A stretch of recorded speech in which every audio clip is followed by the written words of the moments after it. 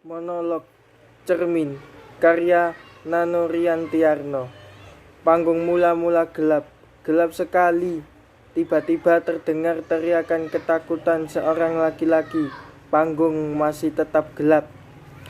Jangan, jangan tinggalkan saya. Tolong, tolong, tolong. Nyalakan lampu, saya takut gelap, saya takut sendirian. Tolong, jangan tinggalkan saya. Cahaya, saya butuh cahaya, saya butuh terang. Tolong, cahaya, cahaya.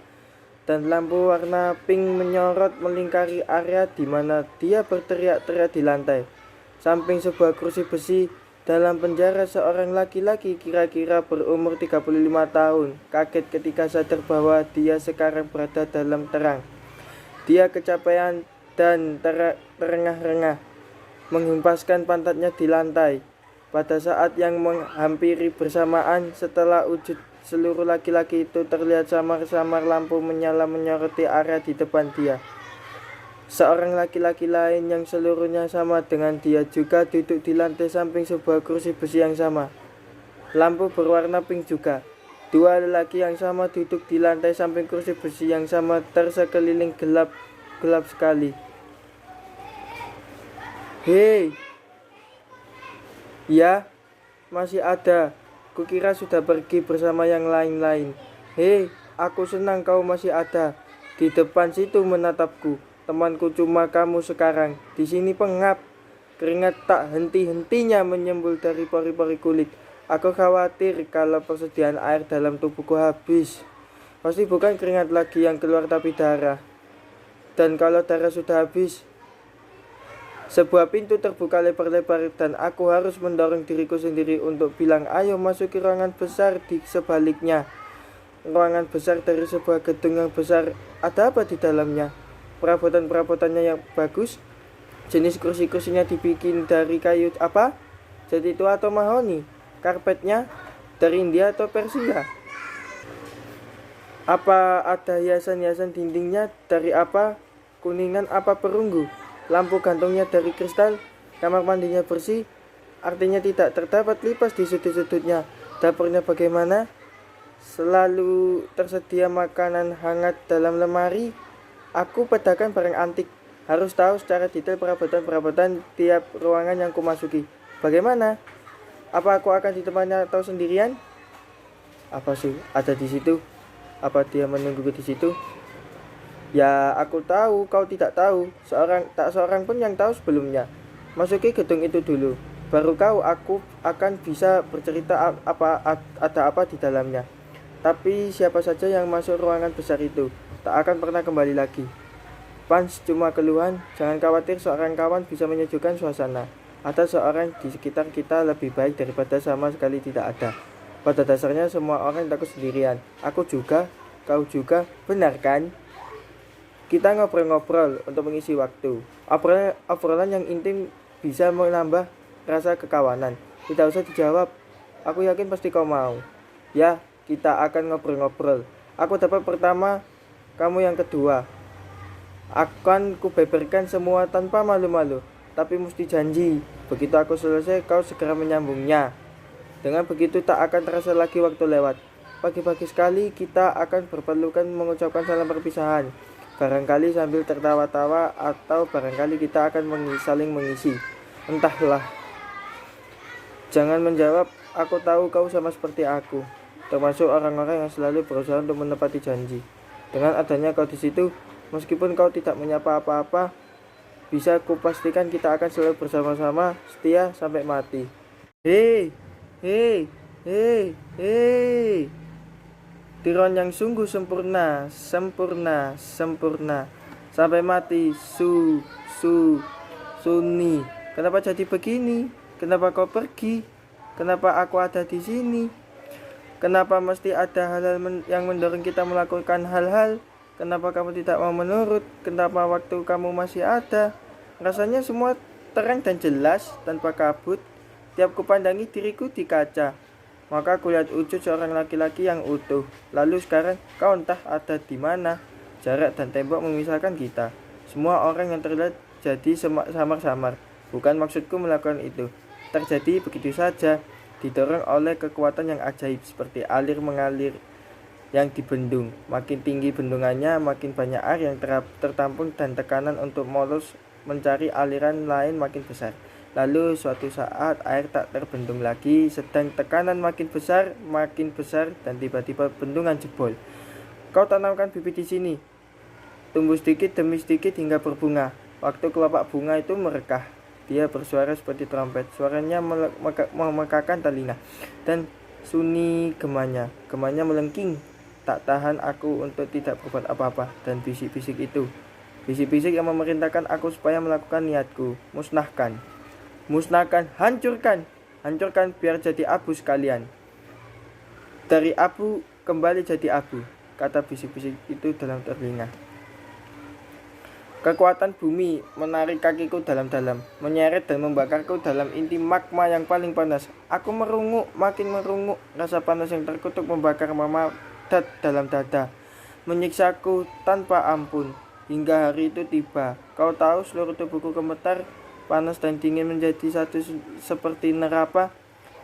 Dan kau tahu, kekuatan aneh itu yang memaksaku untuk jadi babi gila, menyeruduk kemana saja nalurinya memerintahkan untuk menyeruduk. Aku menyeruduk. Apa saja yang kulihat sebagai musuh harus dihancurkan dalam sekejap. Tapi yang kuseruduk rupanya tembok-tembok besi. Lihat, dua taringku patah, tak lagi bisa dijadikan senjata. Sebagai perhiasan pun cukup buruk kan? Kalau aku ini tentara, maka aku tentara yang tidak baik, tidak punya disiplin, kurang taktis, tidak mampu mengontrol emosi serta tidak peduli pada batas-batas dan ukuran. Su, perempuan biasa, tidak cantik tetapi punya daya tarik yang luar biasa. Kegairahan hidupnya seperti kuda tak terkendali. Salahku memang mengawini perempuan bekas pelacur. Padahal tadinya sudah kurelakan. Dia bekerja, aku juga bekerja. Tapi Su selalu bilang padaku, kamu tidak pernah bisa memberiku apa-apa selain anak. Ya, itu kenyataan. Dan karena itu pula dia berhak menutup mataku, mulutku, dan menahan gerak semua anggota tubuhku. Tapi memang semua itu termasuk dalam perjanjian, dan kami sudah saling menjanjikannya. Dulu waktu dia kukawini, kenyataan ini mampu kutahan sampai beberapa lamanya 3 anak. Cuma itu katanya yang bisa kuberikan padanya ya. Tapi lihat muka anak-anak itu satu persatu. Kalau mereka masih hidup, lihat dengan teliti. Seperti siapa mereka? Adakah persamaannya denganku? Sama sekali tidak.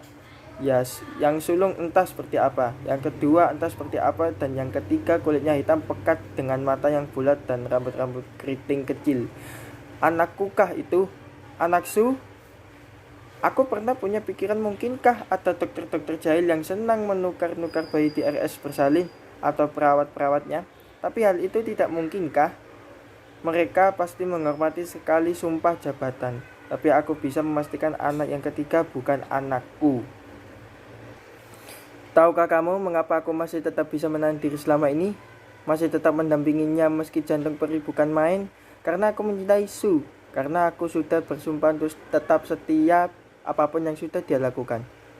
Banci, laki-laki lemah, tak punya tangan besi, pendirian yang rapuh. Ya, aku tahu matamu menuduhku begitu. Tidak apa-apa, aku sama sekali tidak marah. Ini memang termasuk dalam perjanjian. Kataku selalu pada Su, lakukan tapi tanpa perasaan cinta. Oh, kelemahan. Apa yang kau ciptakan selama ini sebagai akibat? Mesti apa yang kau padatkan dalam tabung bersumbu ketidaktentraman, kekacau balauan pikiran, kecurigaan, keganasan, kegilaan, pembalasan dendam tanpa ampun. Semua sudah kulakukan. Jadilah laki-laki, maka kau harus membunuh. Jadilah laki-laki, maka kau berhak merusak apa saja. Jadilah laki-laki, maka dirimu akan kurubah menjadi 4 dinding penjara setebal 1 kaki tanpa jendela. Jadilah laki-laki, maka sebetulnya kau Maryam siap ditembakkan. Dan malam itu sudah kunobatkan diriku sendiri jadi laki-laki. Laki-laki dengan naluri hewani yang dibiarkan lepas ikatannya. Dan kesetiaan, di mana dia harus ditempatkan? Adakah perkataan itu masih punya arti untuk semua orang? Su pernah menjadikan padaku. Aku juga pernah sampai anakku yang ketika dilahirkan. Anakku, anak Su. Sekarang apa yang terjadi? Apa yang sudah dilakukan Su? Apa yang sudah dilakukan? Mana tua dari keselarasan seperti yang selama ini kau bicarakan? Miliki kesetiaan. Lalu orang akan seperti dikebiri. Cuma sanggup melihat hal-hal yang baik saja. Satu saat, jika kebetulan terlihat keburukan-keburukan yang sebetulnya sudah menjadi mimpi buruknya selama berjam-jam dia tidur, maka dia akan bilang dengan mata merah, "Ah, itu cuma bayang-bayang, bukan kekuatan." Padahal terbalik. Waktu kesabaranku habis. Aku menyatakan pada Su supaya menghentikan segala kegiatannya. Maksudku baik demi anak-anak dan masa depan keluarga. Nama baik, kataku padanya, asuhlah anak-anakmu di rumah. Kalau bosan, sulamkan baju-baju hangat. Atau kalau mau bekerja juga, bekerjalah tapi yang pantas. Tapi kau tahu yang terjadi kemudian? Su lebih gila lagi. Dia seperti kuda lepas kendali. Apa yang terjadi? Kataku dalam hati. Kalau dulu aku masih tidak peduli, sekarang keadaannya berbeda. Umurku mulai menginjak masa tua. Aku butuh ketenangan. Aku butuh perempuan yang kucintai dan mencintaiku. Aku butuh perhatian dan diperhatikan. Dan semuanya menjadi akibat dari kau. Oh, kelemahan. Besok aku akan dihukum mati. Pertama kali dalam penjara, sudah kubunuh 6 orang dan melukai 3 orang. Betulkah itu? Sebegitukah besar tenagaku waktu itu? Oh, aku tidak tahu. Hei, kau masih ada, temanku. Syukurlah. Jangan pergi, tetaplah di sini bersamaku. Tapi tunggu, aku sering melihatmu tapi lupa di mana. Siapa namamu? Namamu? Ya, namamu. Betul, aku sering melihat kamu. Barangkali di pasar atau di bioskop, atau di sebuah toko kelontong. Entahlah, tapi aku yakin kita sering ketemu. Siapa namamu, Tuan? Jangan balik bertanya. Aku tanya, siapa namamu? Apa yang sedang engkau kerjakan? Menirukan apa saja yang aku lakukan? Untuk apa? Apa itu perlu? Ah, aku ingat sesuatu. Suatu malam seseorang berjubah berkerudung abu-abu berdiri di depanku dan berkata, "Kamu jadi makhluk, kamu sekarang hidup. Kamu kujadikan dari berbagai zat. Tubuhmu terdiri dari unsur-unsur air, udara, tanah, cahaya, dan api. Aku bertanggung jawab penuh pada pertumbuhanmu. Aku yang menciptakan kehidupan yang terlepas dari susunannya kehidupan kami para penguasa langit. Suasana kehidupan yang otonom. Itu terjadi berabad-abad yang lalu. Waktu itu aku sendirian, juga berabad-abad lamanya, sampai aku betul-betul tidak tahan. Siapa yang tahan dijerat sepi? Sendirian tanpa kawan yang biasa diajak berunding sesuatu. Lalu aku meminta pada penciptaku, Tuhan, berkerudung abu-abu yang tidak bisa kulihat wajahnya itu. Beri kiranya aku seorang kawan yang akan mendampingiku dalam susah dan senang. Syukur, permintaanku rupanya masuk akal. Aku diberinya satu orang makhluk yang keadaannya berbeda denganku. Secara keseluruhan dia lembut, tapi kami cocok. Kalau kami saling peluk untuk mengusir kedinginan malam, berbagai getaran aneh menjalar di seluruh tubuh. Dia juga begitu, katanya. 1000 tahun kemudian, baru aku tahu bahwa dia bernama perempuan dan sanggup mengeluarkan makhluk-makhluk kecil yang serupa dengan kami berdua. Pembiakan. Kata orang-orang, anak-anak yang kecil, mungil-mungil, lucu-lucu. Siapa tidak tertarik pada anak-anak, maka dia itu kanibal. Mulutnya masih merah, lembut dan manis. Mulut mereka baunya wangi seperti kain sutra. Aku suka. Waktu ibunya masih terbaring istirahat di ranjang, ku angkat bayinya dan ku timang-timang dalam pelukan.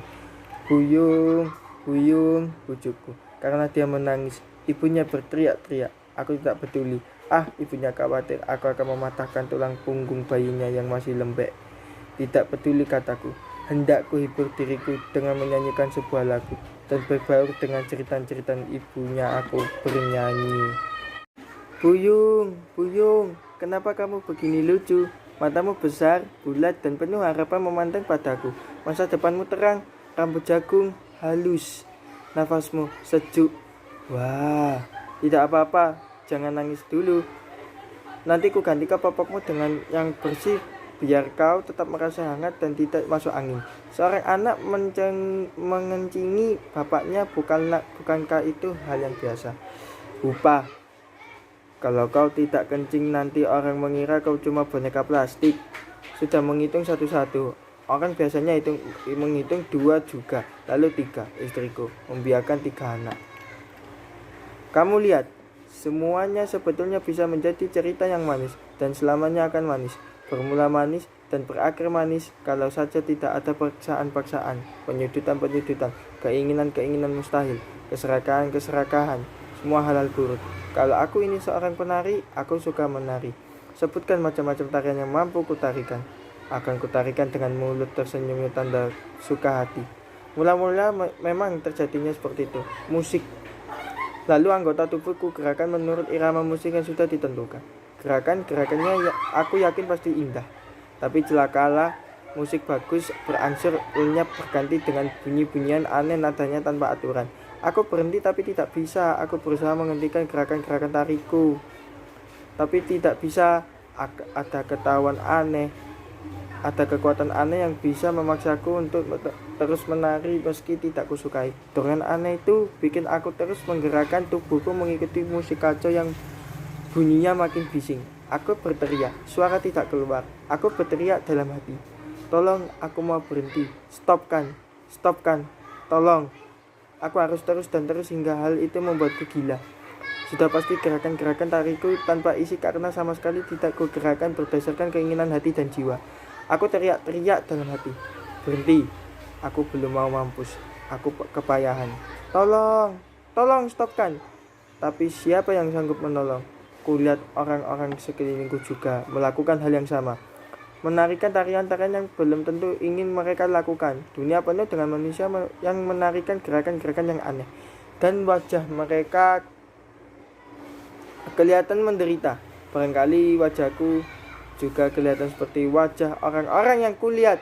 Aku menari seperti begini, terus begini, lalu begini, kemudian begini, dilanjutkan dengan begini. Dan itu kuulangi lagi dengan variasi yang terlalu miskin. Kalau ada kehendak untuk berhenti makin cepat gerakan-gerakan terjadi, akibatnya tulang-tulangku berbunyi menderak-derak seperti mau patah, keringat mengucur seras, dan itulah hidup, kata orang-orang. Oh, aku betul-betul kurang paham. Siapa di antara tuan-tuan yang pernah menduga bahwa Tuhan akan dilahirkan pada suatu saat lalu tuan-tuan bersedia dalam keadaan seperti sekarang ini sedang tuan-tuan jalani? Siapa di antara tuan-tuan yang pernah tahu apa tuan-tuan akan dilahirkan sebagai bayi laki-laki atau bayi perempuan?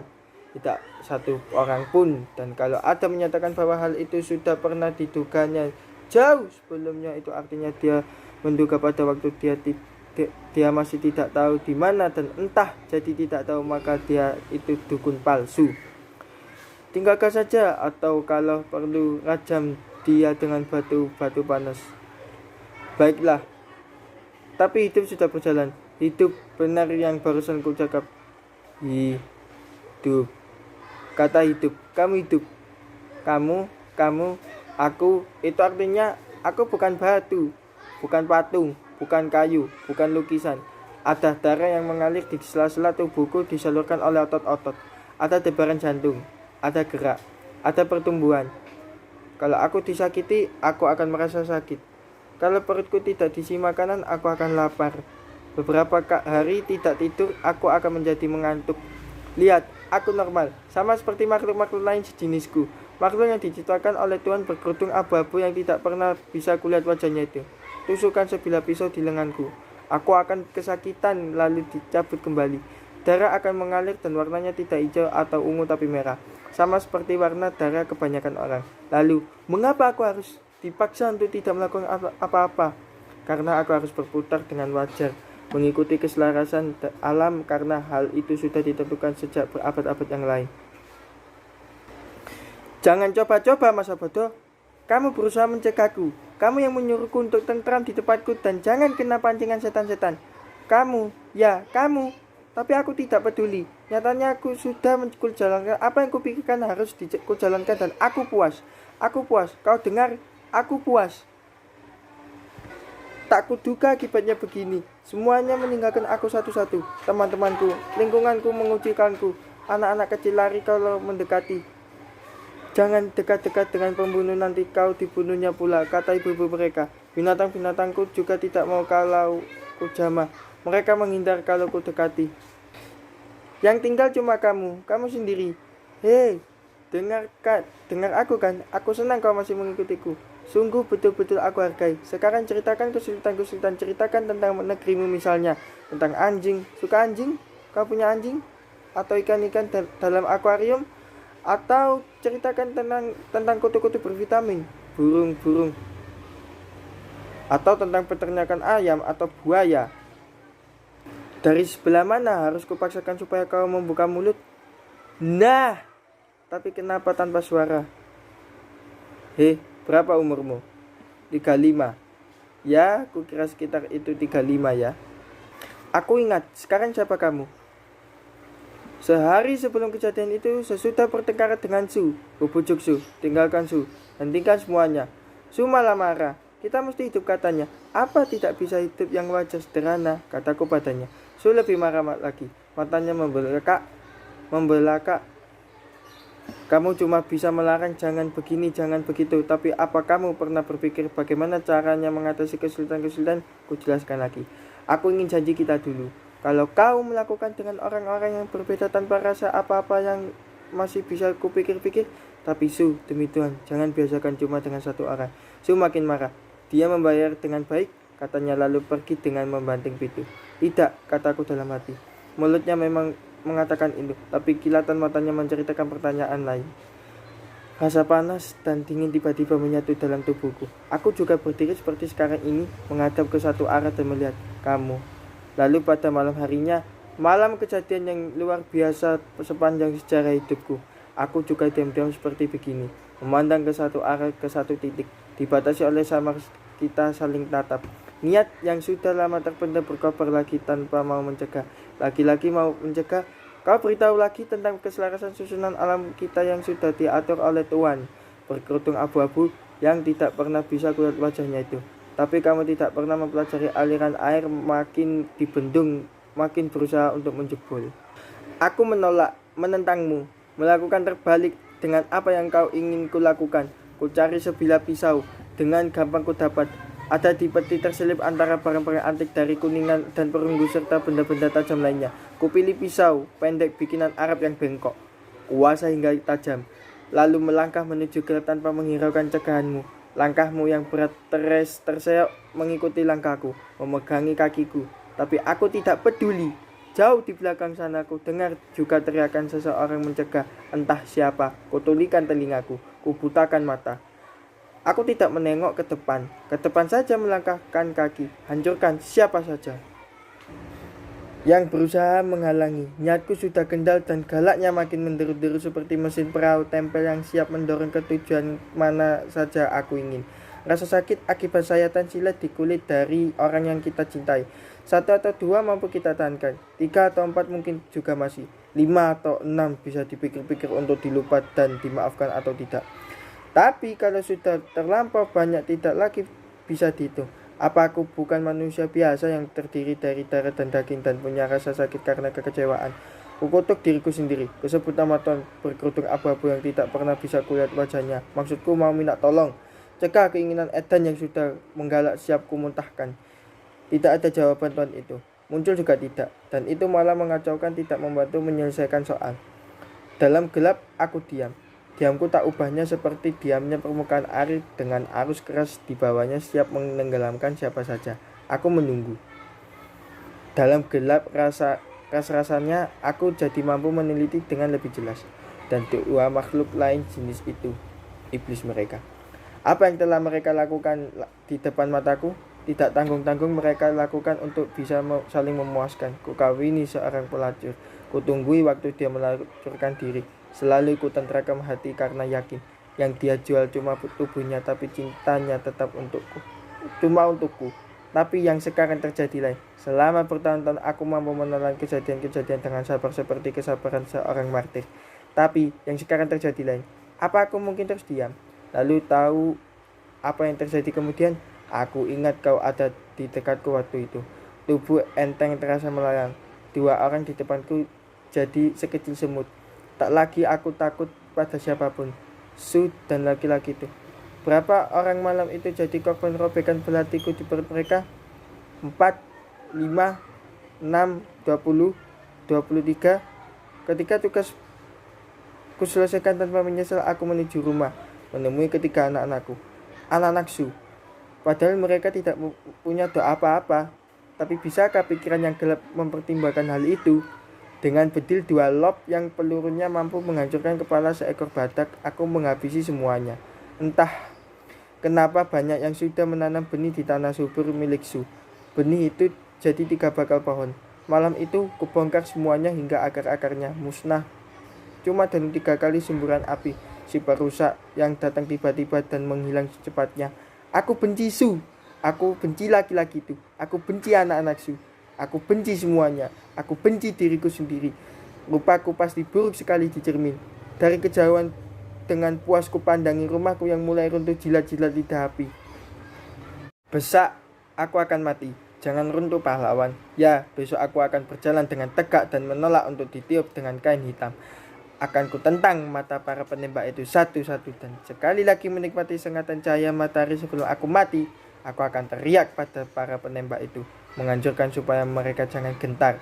Ayo Bung, cepat lakukan tugasmu. Yang akan kalian tembak adalah seorang pemberani, seorang laki-laki dan pahlawan bagi dirinya sendiri. Dan tembakannya berbunyi serentak. 10 timah menyengat tubuhku. Aku akan rubuh sambil tersenyum. Akhirnya aku memasuki juga ruangan besar dengan pintu terbuka lebar-lebar. Aku akan segera tahu apa saja isinya.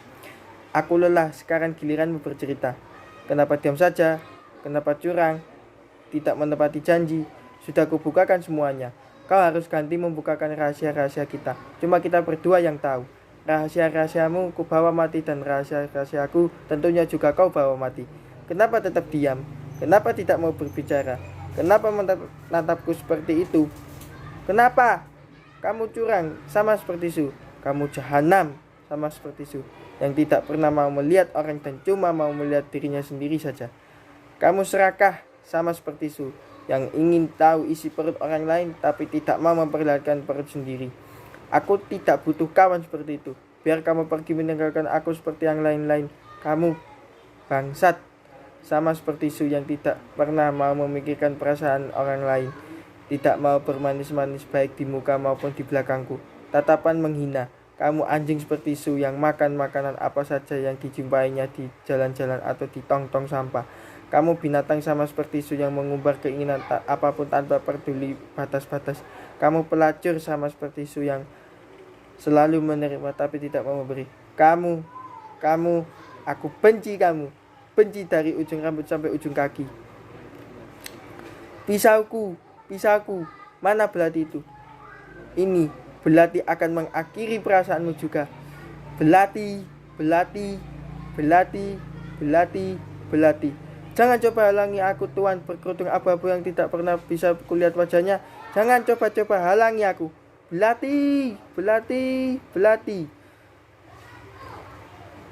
Jangan pergi. Jangan pergi. Jangan tinggalkan aku sendirian. Jangan, aku masih butuh seseorang di sekitarku. Aku butuh, jangan, cahaya,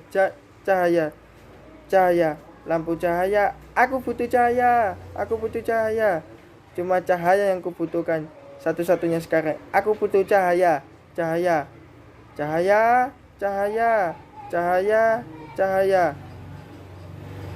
Suaranya makin lemah hingga hilang. Tapi panggung tetap gelap. Tak seberkas cahaya pun yang mampir. Jakarta, 8 Mei 1977. N. Riantiarno.